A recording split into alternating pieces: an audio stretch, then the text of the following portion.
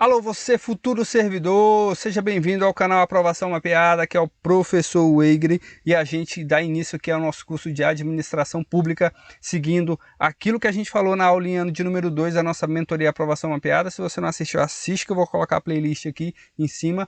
E a gente falou sobre como a gente tornar mais efetivo o nosso estudo para concurso. E a gente torna mais efetivo o nosso estudo para concurso mapeando, revisando, exercitando. Então vamos começar mapeando esse assunto aqui, né?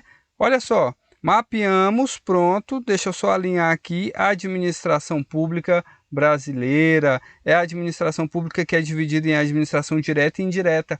Sendo que a direta é a União, Estados, DF e municípios. Provavelmente você já estudou isso aqui, então uma revisão bacana que você vai ter hoje. Se não estudou ainda, vem comigo que a gente vai aprender junto. A administração, então, pode ser direta ou pode ser indireta, que compreende autarquias, fundações, empresas públicas e sociedades de economia mista. Só que hoje a gente vai falar, dentro dessa divisão aqui, sobre um assunto que ele continua caindo em prova, tá? Inclusive a gente trouxe uma questão de 2020, e a questão que a gente trouxe fala justamente sobre o regime jurídico. Pessoal, regime jurídico. Se você passa num concurso da União, exemplo, Ministério da Fazenda, ou de um estado, né? Exemplo, governadoria, ou do Distrito Federal, aqui, por exemplo, o meu cargo, Controladoria Geral do Distrito Federal, ou de um município, prefeitura, né? Ou se você passa em um concurso de autarquia, seja ela federal, estadual, ou de uma fundação pública, seja ela federal, estadual, você vai se tornar servidor público. Servidor público. Porque você vai começar a fazer parte de um regime chamado regime estatutário.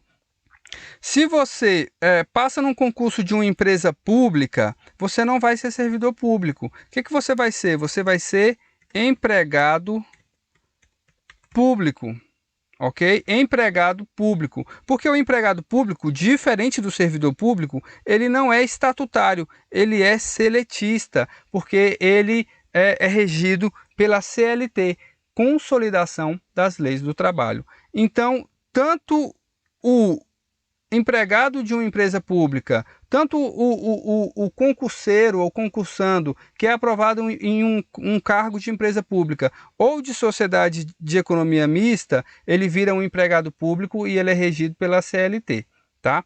Então, vamos por exclusão. Se empresa pública e sociedade de economia mista é empregado público e é CLT, os demais, né, de fundações até a administração direta, são servidores públicos, são do regime estatutário, tá? Tô falando isso aqui porque isso continua caindo em prova, tá? E a partir de agora, como a gente viu lá na nossa mentoria Aprovação Mapeada, a gente vai trabalhar com o princípio de Pareto, que é o 80-20. A gente vai ver o que é que cai em 80% das suas provas e que está em 20% do seu edital. Então a gente vai focar nisso. Até porque também a gente tem que lembrar, e a gente falou sobre isso, que 50% da sua prova é fácil, 30% da sua prova é médio e 20% da sua prova é difícil.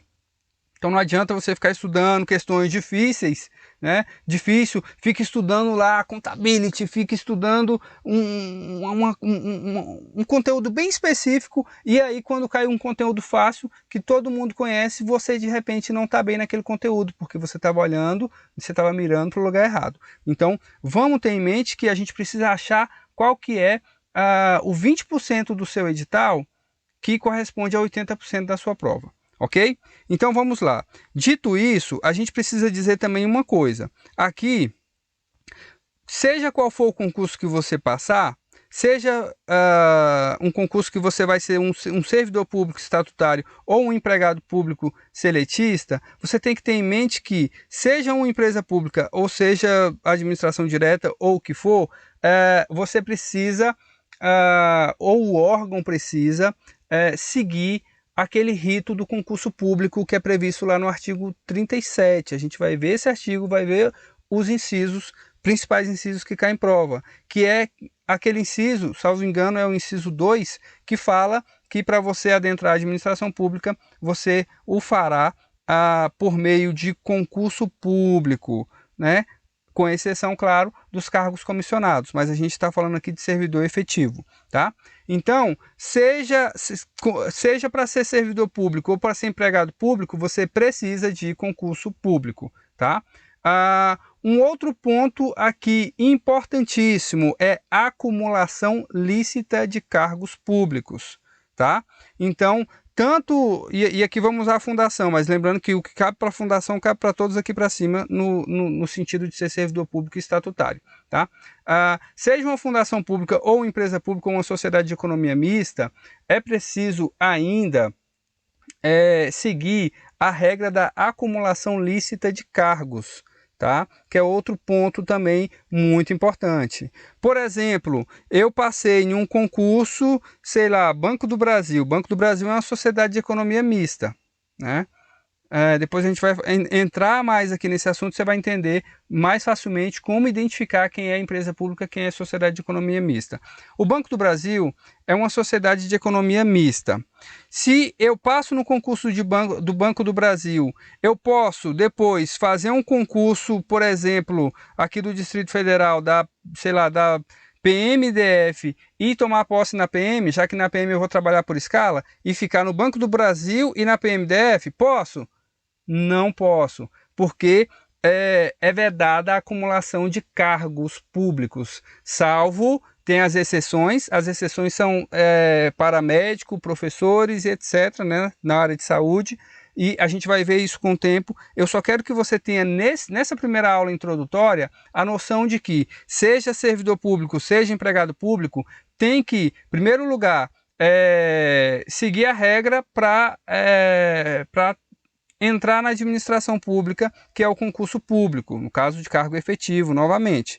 E tem ainda que respeitar a questão da acumulação, a vedação à acumulação de cargos públicos, ok? Salvo as exceções, como a gente acabou de falar. Dito isso, vamos ver a questão que eu trouxe aqui, e aí a gente vai ficar, né, a gente vai ver como essa questão aborda justamente esse assunto, e a gente vai ver como fica fácil para a gente acertar essa questão. E olha só que interessante, caiu na prova do Tribunal de Justiça do Pará para analista judiciário na área de direito. E essa mesma questão caiu para o cargo de oficial de justiça do Tribunal de Justiça do Pará, do concurso recente, ok? Então vamos lá. A questão diz o seguinte, o enunciado da questão, deixa eu dar mais um espaço aqui para ficar mais fácil. A administração pública indireta inclui a sociedade de economia mista, cujos agentes são... E aí vamos lá, os agentes da sociedade de economia mista são o quê? Eles são empregados públicos, regidos pela CLT e sujeitos às normas constitucionais relativas a concurso público e a vedação de acumulação remunerada de cargos públicos. E aí, pessoal, a questão está certa ou está errada? Ok, se você acompanhou direitinho o que a gente falou durante essa aula, você vai perceber que a questão está certa, tá?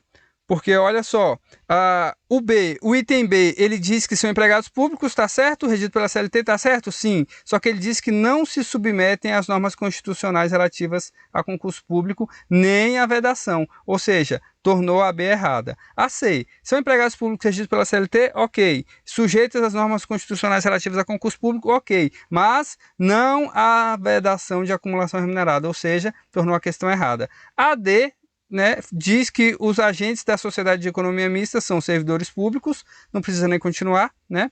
A E também diz que eles são servidores públicos estatutários, não precisa nem continuar. Então, novamente, o item A é o item certo, tá? Porque fala certinho. Se é um agente da sociedade de economia mista, ele é um empregado público regido pela CLT e sujeito às normas constitucionais relativas a concurso público e a vedação de acumulação remunerada de cargos públicos, ok? Então, essa é a questão que a gente trouxe para a aulinha de hoje, para que a gente perceba como realmente as questões fáceis, essa é uma questão muito fácil, tá?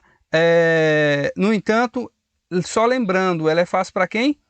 ela é fácil para quem estuda, né? Então vamos só colocar aqui, revisando, quem é, né? E aí a gente já viu aqui a nossa técnica de estudo, para a gente fechar com a nossa técnica de estudo. A gente mapeou a administração pública, a gente viu quem é empregado público, quem é servidor público, a gente fez uma questão, ou seja, a gente exercitou e agora a gente vai revisar.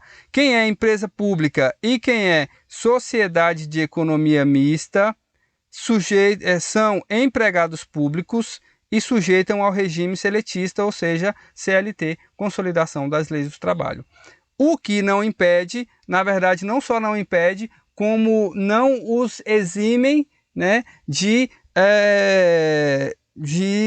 levar em consideração as regras para concursos públicos previstos no artigo 37 da Constituição, bem como a vedação de acumulação remunerada de cargos públicos, tá? Então, com isso, a gente fecha a nossa aulinha de hoje. A gente vem aí com a nossa aulinha de número 2. E agora é bate e volta dessa forma, pessoal. A gente coloca um mapa mental, a gente mostra como isso cai em prova e a gente revisa em seguida. Agora, faça a sua parte aí na sua casa, revisa isso também e a gente vai seguindo, dando sequência e vai angariando pontinhos aí na nossa corrida para a nossa aprovação em concurso público, ok? Se você gostou, deixe um comentário. Deixa aí o que da aula de hoje foi mais importante para você, deixa o seu like e a gente se vê na próxima aula. Forte abraço, fica com Deus.